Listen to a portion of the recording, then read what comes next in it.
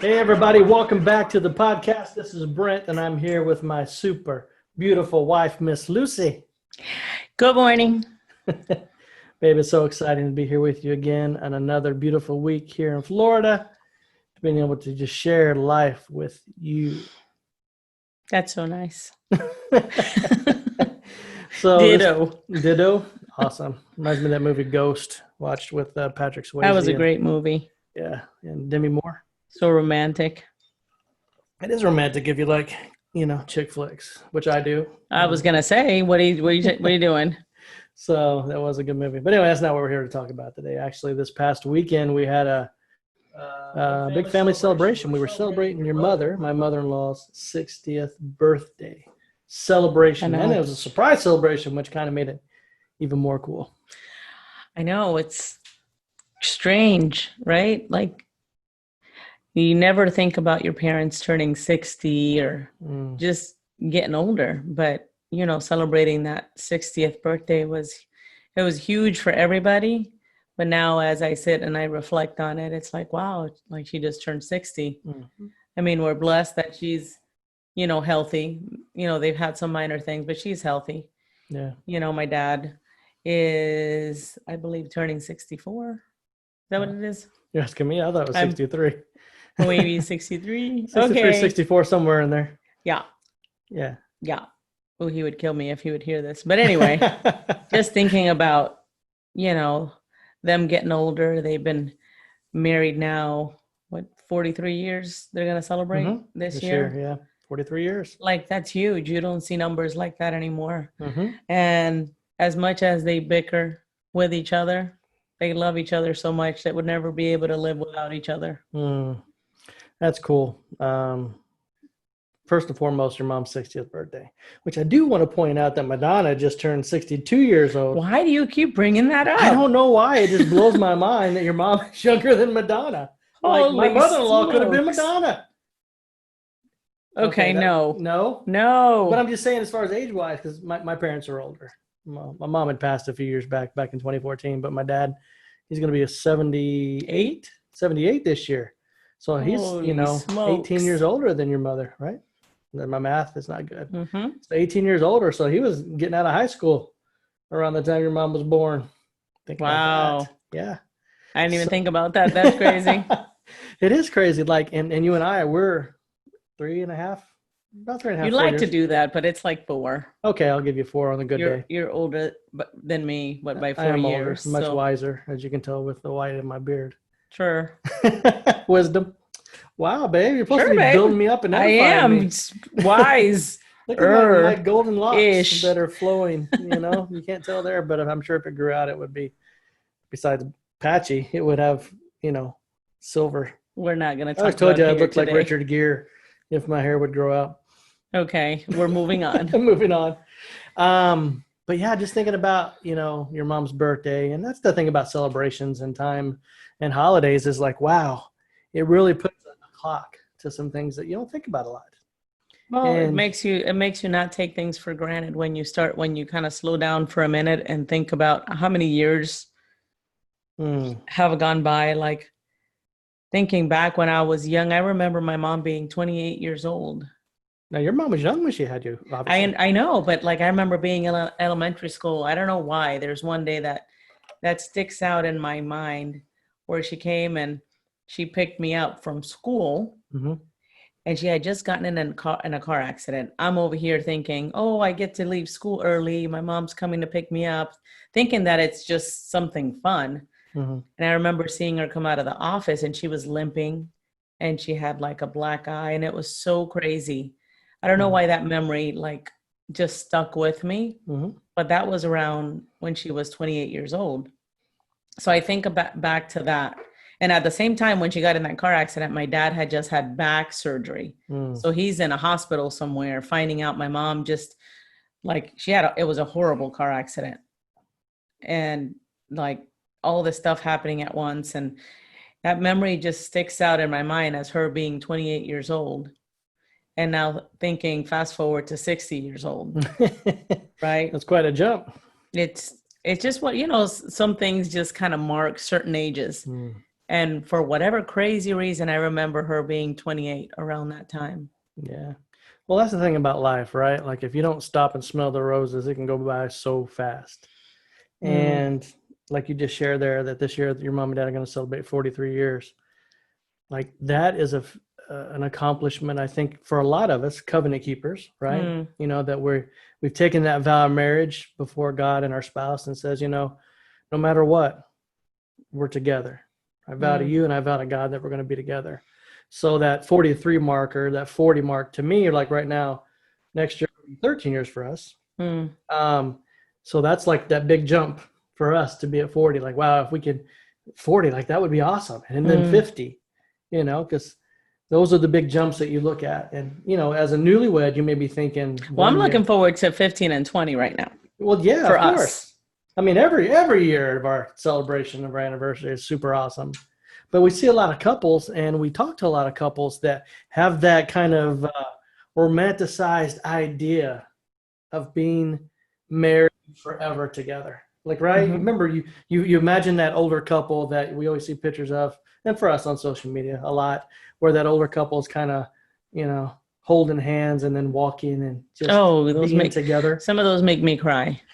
Like watching videos of, like, one or the other, and the spouse is in a nursing home or hospital, and then the other spouse does not miss a day of coming to spend time with their spouse. Wow. Yeah. I read one or saw a video. Was it a video or post about a couple that, I think it was the wife that was in a nursing home, and the husband took a job at the nursing home so he could be with her every day. You didn't share that with me. I didn't know about that one. I forgot to share that one with you, but yeah, I saw that, and it just, I don't know. It makes me emotional to think that there are people out there that are still doing that. Well, you think about it, when you get married, you make that commitment, right? For better, for worse, richer, poor, in sickness and in health.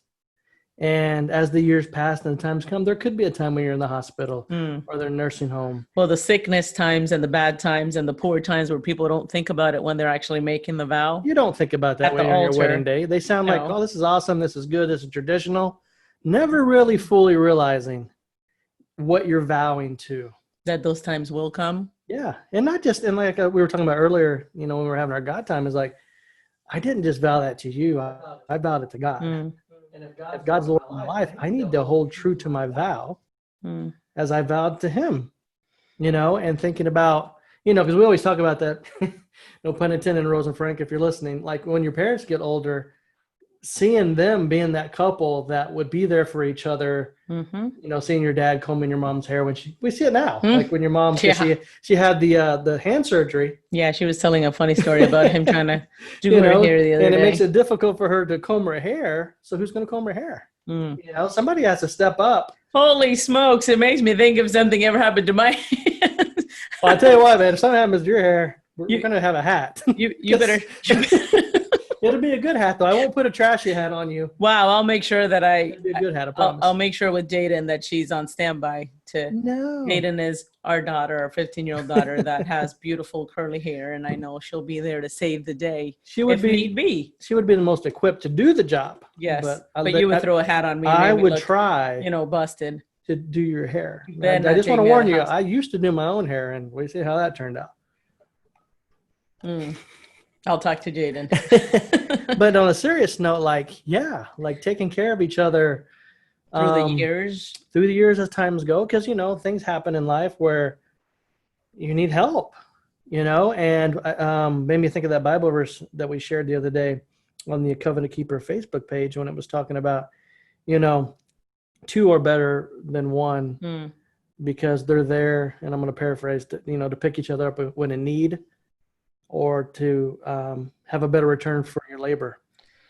Well, yeah, and, of course. Having that person beside you, and in this case, your spouse, there to pick up when you have that need. Because we all have those needs on a daily basis, if we're being honest. And, it's easier at times, let's be honest. All marriages it's not super easy to be married. It's difficult at times, but even in those difficult times, still doing what God is calling you to do. Well, and that's why it makes me sad sometimes as we see some couples that are just ready to throw the towel in and give up on something that has the potential to be so awesome if you just make sure to keep God in the center. You know, it's sad that people don't look at marriage. A lot of couples don't look at it as a long-term investment. A lifetime investment. Yeah, like some people are ready to give up at, you know, the drop of the hat. But I believe the key is in understanding what covenant means as far as God's concerned. When you understand what that means, like truly the definition of covenant, I think it can make all the difference in a marriage. 100%. I mean, it makes a huge difference. And I think, I know for me personally, and I know for you, because we've talked about it many times, is because our experiences of going through divorce and seeing what it causes for us as individuals, what it caused for our children. And now even we see it affects in our grandchildren. Well, for some people that haven't listened to the podcast, we were both married to other people once before, and we both got divorces, and eventually we met. So this is our second marriage. Right. So yeah, seeing the destruction, right, after divorce, what divorce does to individuals and to children, to future generations, was one of those things that we were just like, yeah, we can't do divorce again. We're not doing it. And again, it's more than just saying, hey, we're not going to get divorced. I mean, because anybody can say that, right? I mean, let's think about it when you're at the altar. I'm going to love you forever. Well, everybody says that on the day altar. That, you know, you're all dressed up nice and pretty, looking better than you'll probably ever look again in your life. How about me? Okay. I was looking better than I probably ever will in my life. I was in good shape. I was slim and I would not say that. I would say that you've gotten better with age. Like a fine wine.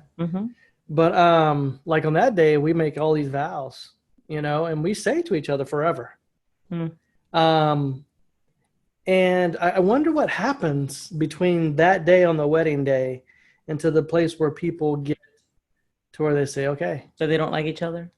Well, you don't like each other. You don't want to be around each other. And it's difficult to even communicate the simplest things, you know, where it seems like everything is the big thing. You know, oh, you didn't call me before you came home from work. You didn't when you were going to be late. You know, you don't care about me. You didn't hear anything that I said. You're not listening to me.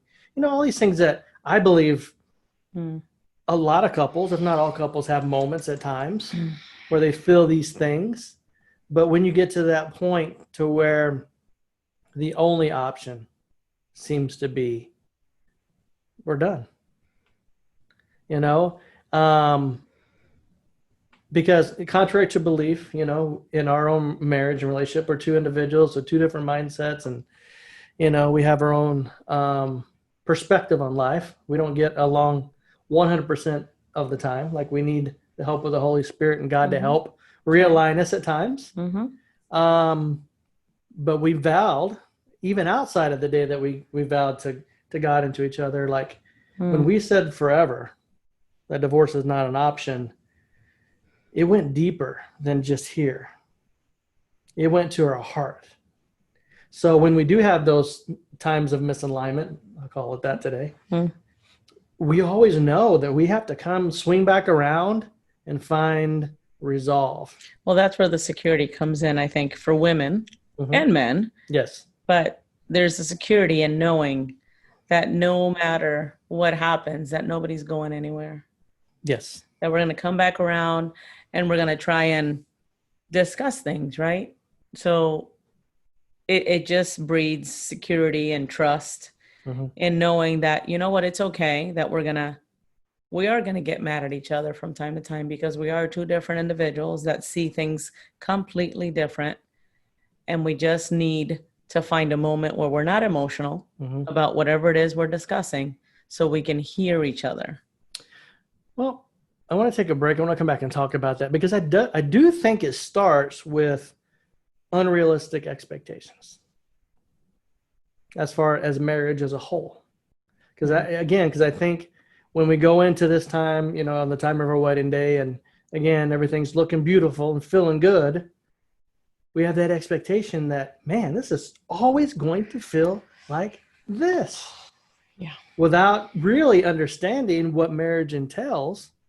So when you're faced with that time when misalignment comes, it causes you to step back and respond, and many times in unhealthy ways. So let's take a break and come back and talk more about that. Are you looking to strengthen your marriage? Are there reoccurring conflicts that continue to frustrate both you and your spouse? And could you benefit from faith-based solutions for today's relationship issues? At Tampa Family Resources, that's exactly what we offer. Check out our website today, tampafamilyresources.com.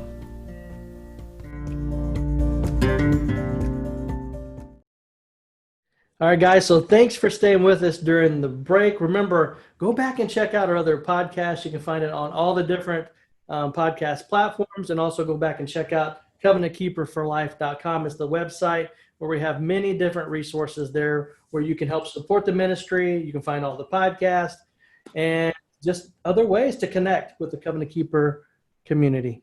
So before the break, we were talking about expectations as far as when you get married and get together, right? It takes you from that place of I do to I don't want to anymore. Very far distance in between. Well, first of all, I don't believe that a lot of husband and wives actually have the conversation about what they expect from the other person. Like expectations for a husband and for the wife. So you mean unspoken expectations? Well, yeah, they have these expectations and they don't talk to each other about them. They just expect them to happen. And when they don't happen, then there's an argument, there's a fight. And even still in those moments of, fighting and disagreeing, they still don't communicate the expectation. They're just like, oh, well, you didn't do this. And then the other person's getting upset because they didn't know that you were expecting that. And even still, after the fight is over and done with, you still don't sit down to talk about what they expect. I think we go back even a step further. All right, because you get married and you go into this marriage with these expectations. And it comes very soon that you have, you don't do the toothpaste like I do the toothpaste. Right? Something small. But you don't talk about it, you don't discuss it, and you kind of, it kind of bugs you a little bit, but you stuff it.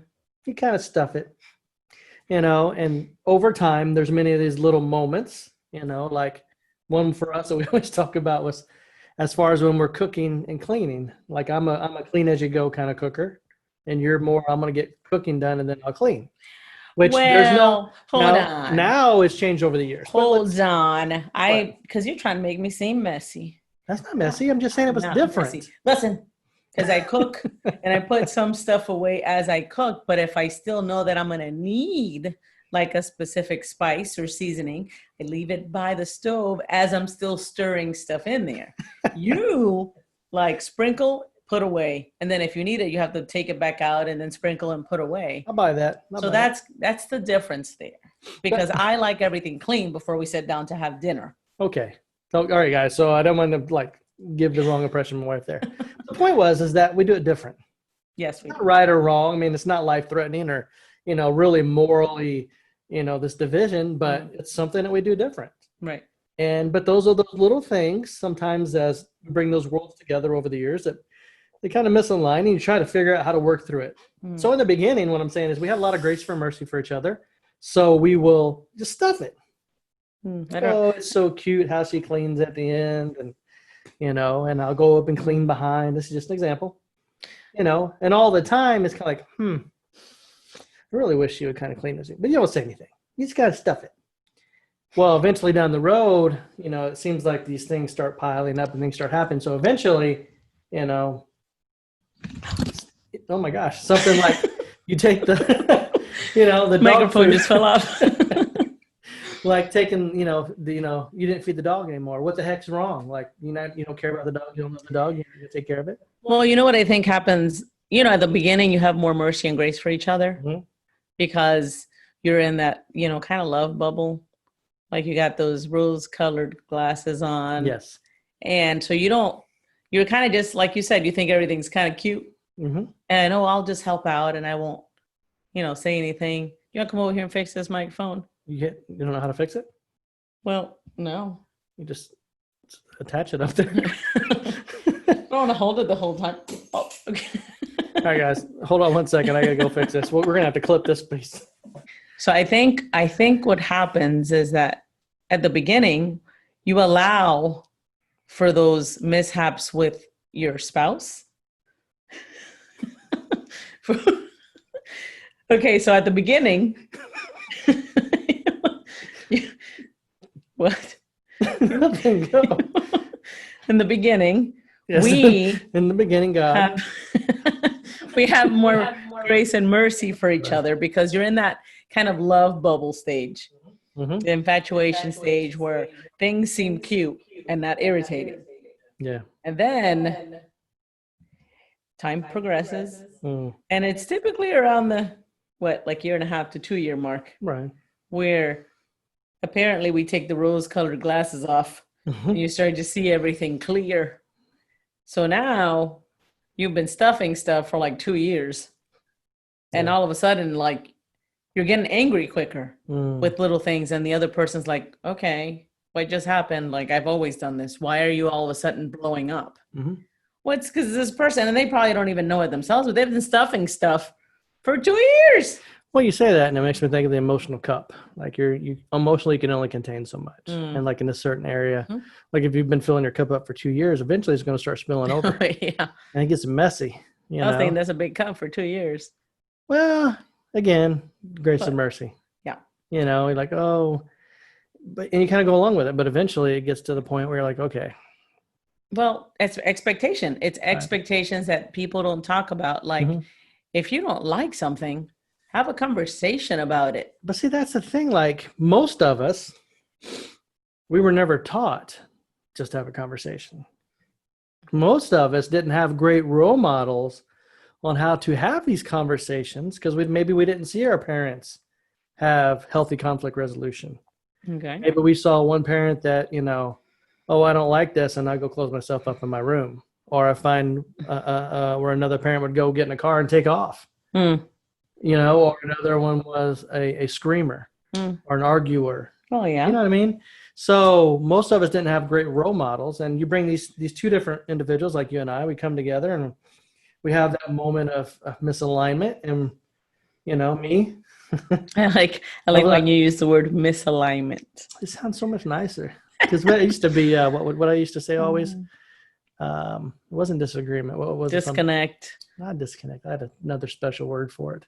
Which is part of my personality again, because I'm naturally a conflict avoider. So you don't like to call anything an argument or a fight. That's because what it was. It wasn't an argument. It was discussion. That's what it was. We never had an argument. Heated discussion. We'd have a passionate discussion. Okay. So, because me, I'm a turtle. When I know things are getting uncomfortable, my natural instinct is to turtle up and mosey away.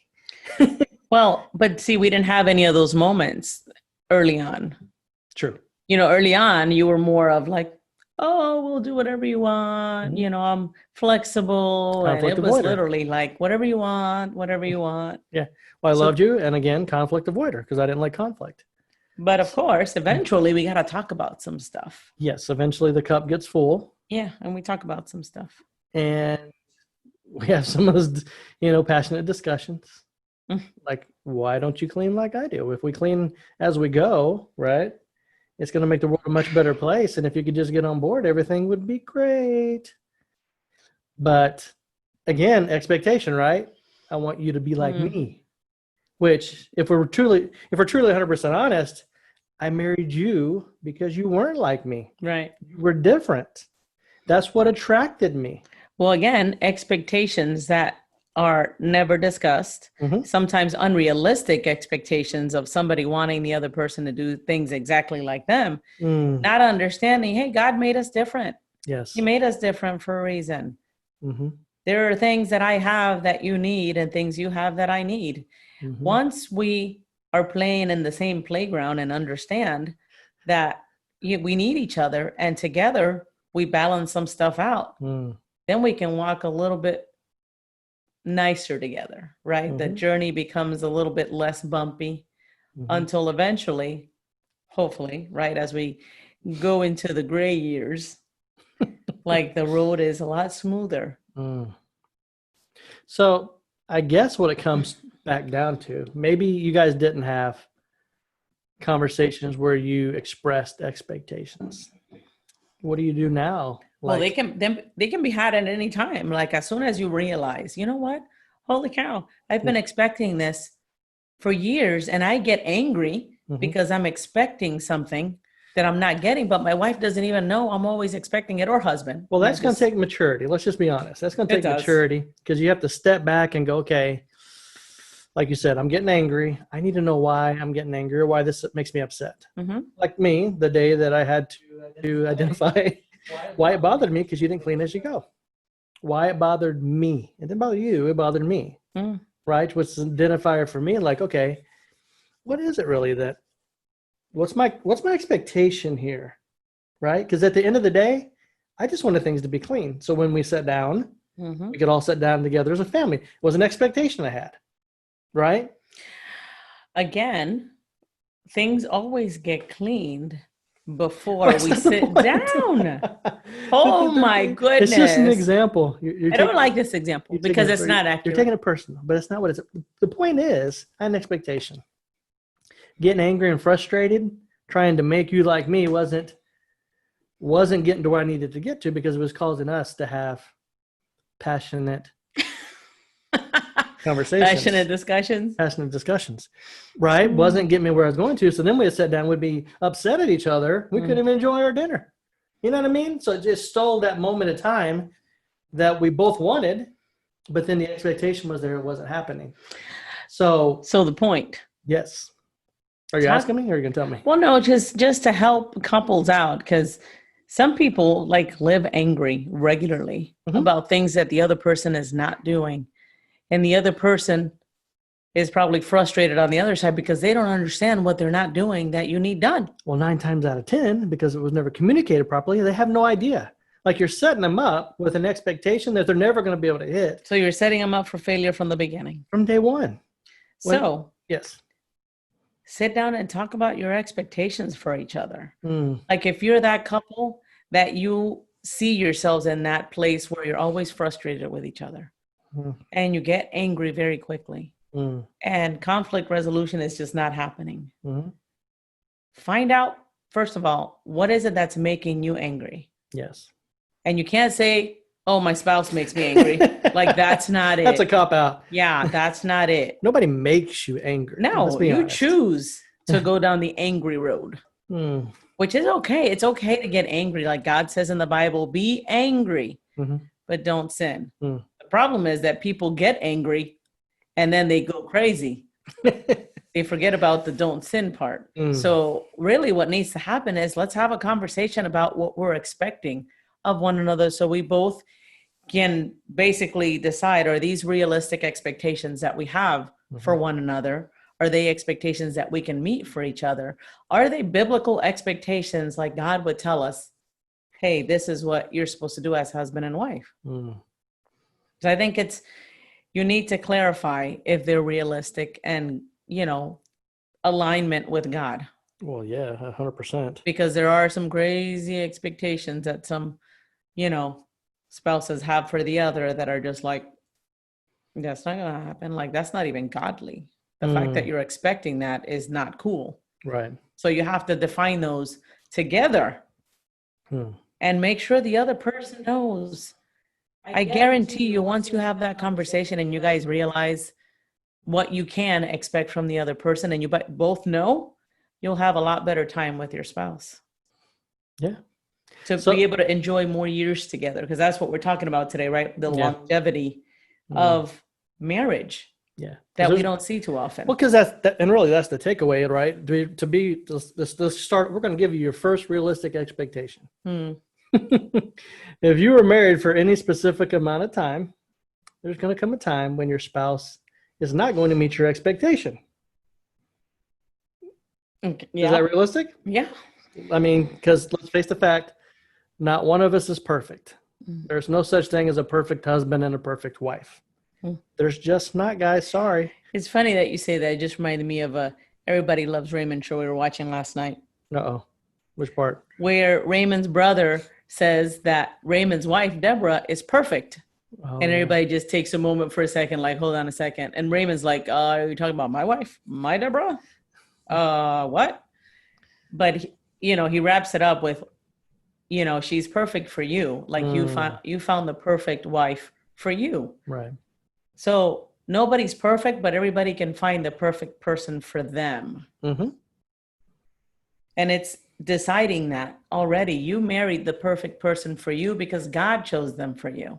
And God doesn't make mistakes. The moment you understand that, like, you can work through stuff a little bit easier knowing, okay, they're supposed to be different. Right. I'm not saying that God's not trying to still work some stuff out in each of you in the marriage. Because maybe, think about it, maybe, right? Some of these things that clash with, your spouse, your wife, your husband, are things that God brought you together basically to mold you into that better wife and that better husband for each other. Oh, I believe that 100%. I mean, I know for us in our relationship, those things, i.e. the cleaning as you go. I have another example because we're going to get off this clean thing. We don't need thing. another example. It's a quick one. It's What's the that? time thing. Like, for me, remember how like you had an issue with us getting to places late all the time? Yes, I do.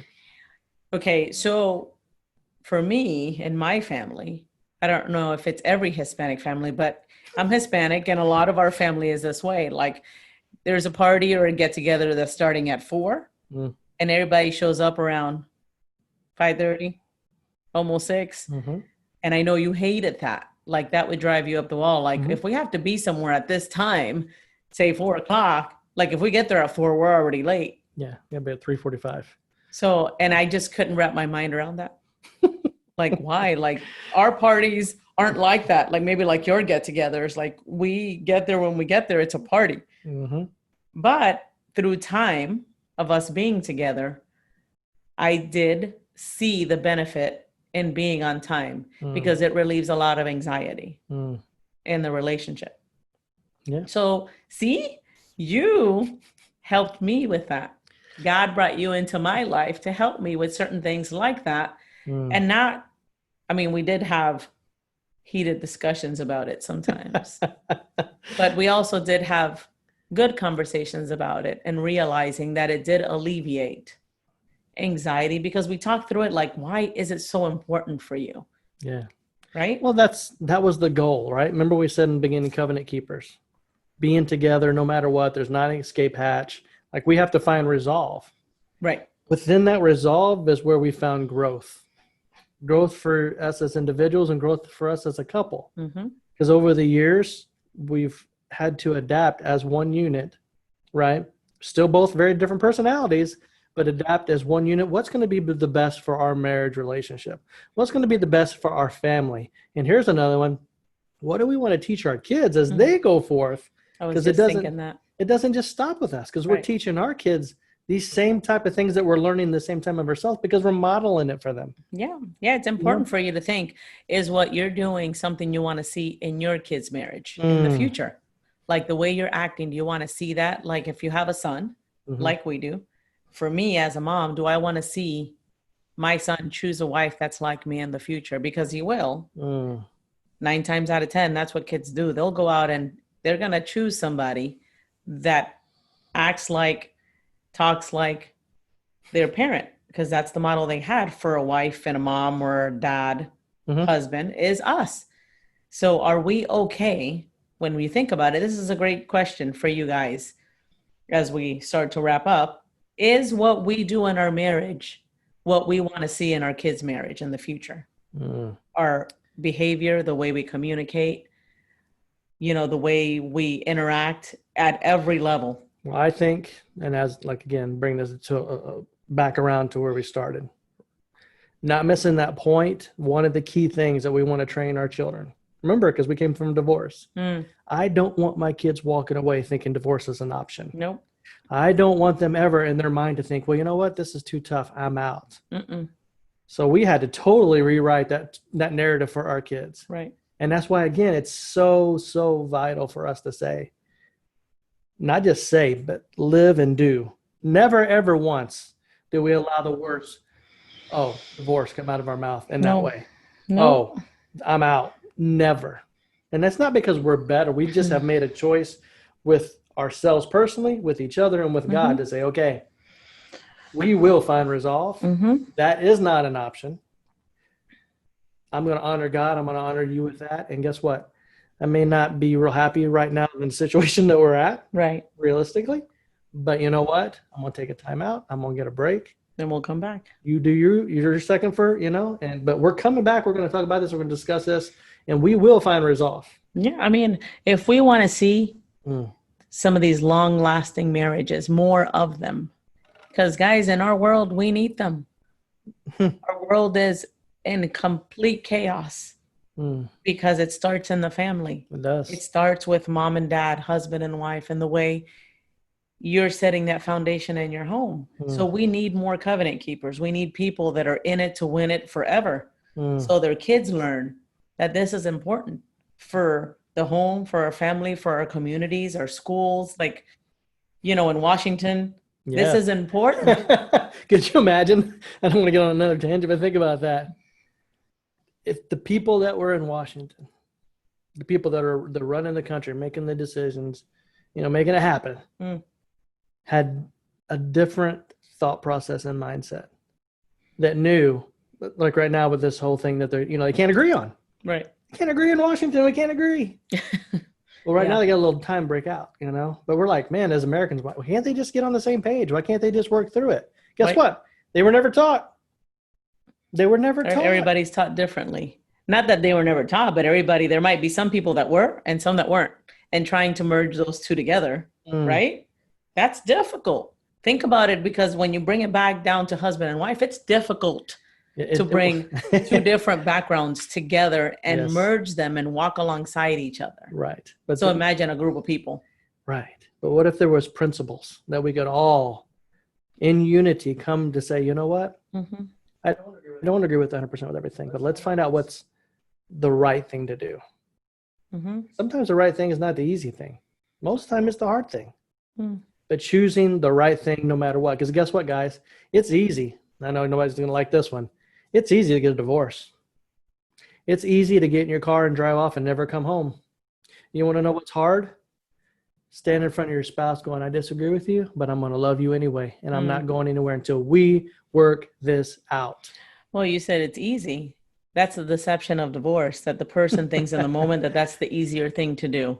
I deserve to be happy, so I'm out of this marriage. It's a deception, because for a lot of us that have been divorced, we find out a certain amount of time later, right, that wasn't the easy, it was easy, but in the long term, you pay for it a lot. Well, that's what I mean. It's easy to walk out, but the consequences that come with it, that's the devil's deception. Yeah. That's what I mean. It's easy to do it, but you don't get the whole story. The devil's not going to tell you the whole story. 100% I agree with you on that. So, guys, I know we give you a lot to chew on today, and I think we even went past our typical mark. But if you take anything else away from this, guys, check your expectations at the door. Talk to your spouse, right? Clarify some really key points as far as building your foundation for your family. And stand up for doing what's right always. For honoring God, honoring your spouse, honoring your marriage, honoring your family. Guys, we thank you and we love you. We will see you next time. God bless.